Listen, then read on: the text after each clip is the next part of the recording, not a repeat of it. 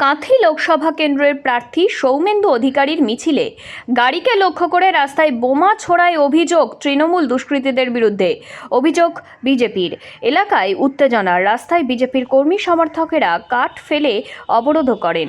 কাঁথির আরগোয়াল অঞ্চলের কালীর বাজারের কাছে তৃণমূল কংগ্রেসের দুষ্কৃতীরা বাধা আক্রমণের চেষ্টা করে বলেও অভিযোগ।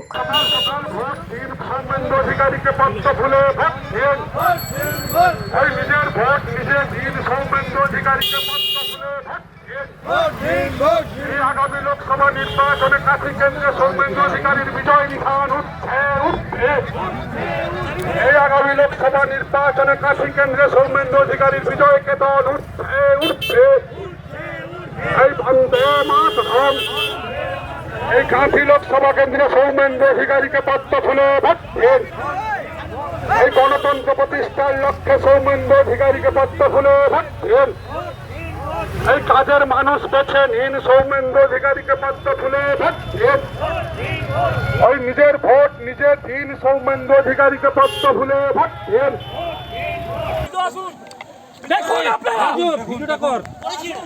দেখি এটা বলুন কি আছে মিছিল চলাকালীন তৃণমূলের হার মাত্রা সেখানে বম ফেলেছে। মমতা পুলিশ জবাব চাই, জবাব দাও। ভারত মাতা কি জয়, ভারত মাতা কি। গণতন্ত্র প্রতিষ্ঠার লক্ষ্যে সৌমেন্দু অধিকারীকে পদ্ম ফুলছি না, ভোট দিন।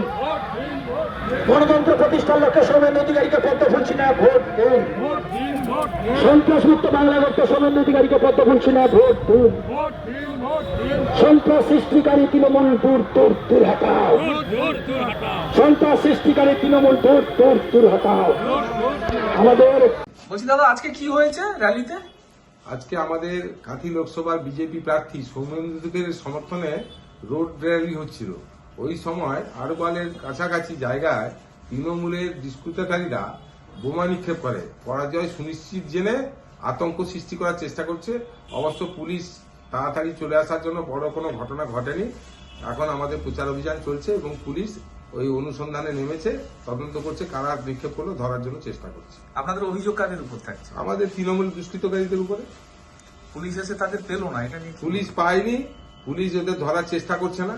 ওদের ধরে গ্রেপ্তার করতে হবে এই সমস্ত দুষ্কৃতকারীদের অবিলম্বে। এটা আমাদের দাবি। ভয় পেয়েছিল, কিন্তু আতঙ্ক তো হওয়া স্বাভাবিক, কারণ যেহেতু একটা বোম সজোরে বিস্ফোরণ হয়েছে গাড়ির পেছনে, তো স্বাভাবিক কারণে আমাদের কর্মীরা আতঙ্কিত হয়েছিল। কিন্তু আমাদের তাতে কোনো জখম বা কিছু হয়নি, কেউ হতাহত হয়নি।